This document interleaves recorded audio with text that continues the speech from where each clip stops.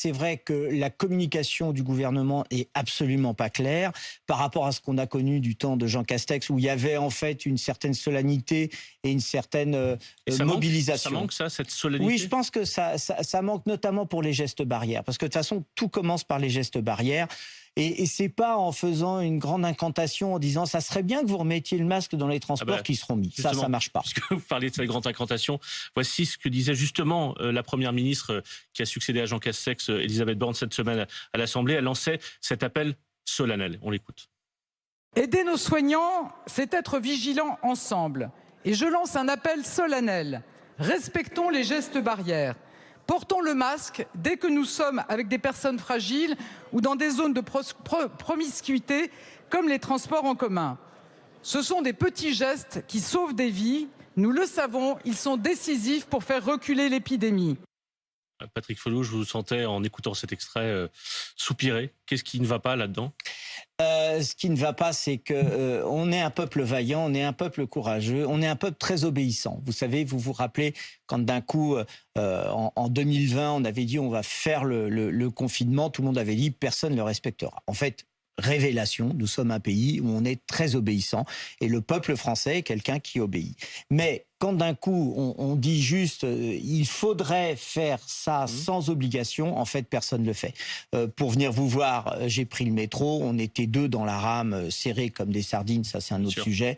Mais du coup, comme vous avez cette promiscuité, c'est sûr que quelqu'un qui tousse dans la rame, dans le wagon, dans l'avion, dans le train, il contamine tout le wagon. Voilà. Je fais une parenthèse. Vous portiez le masque ce matin. Est-ce que vous avez continué à porter le masque tout l'été ? Oui.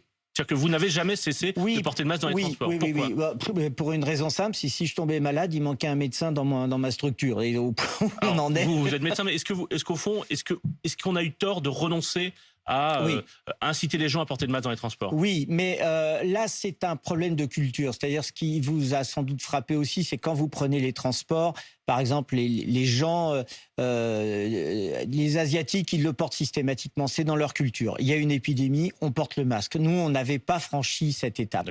Or, on sait que porter le masque, notamment là, avec ce qui nous arrive, c'est-à-dire à la fois le cumul de l'épidémie, Covid, grippe, c'est quelque chose, il aurait fallu que ça rentre beaucoup plus dans la culture. Puisqu'on parlait de la manière dont le gouvernement parle de manière plus ou moins efficace aux Français sur ces sujets, voici un autre exemple, c'est François Braun, ministre de la Santé, à propos de cette question du masque dans les transports. Et voici ce qu'il disait sur France 5 hier soir. Il appelait les Français à assumer cette responsabilité. On écoute.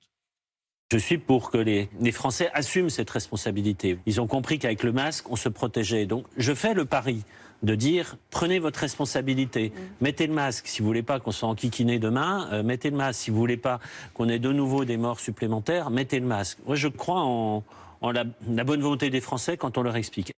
Vous disiez, Patrick Follo, tout à l'heure qu'on avait découvert avec le Covid que les Français étaient obéissants. C'est pas plus important la responsabilité individuelle plutôt que l'idée de se dire on applique de façon un peu moutonnière ce que dit le gouvernement? Je suis complètement d'accord avec vous, mais justement, si par exemple ça voudrait dire qu'on n'a même plus besoin de gendarmes sur les routes puisque tout le monde va respecter le code de la route.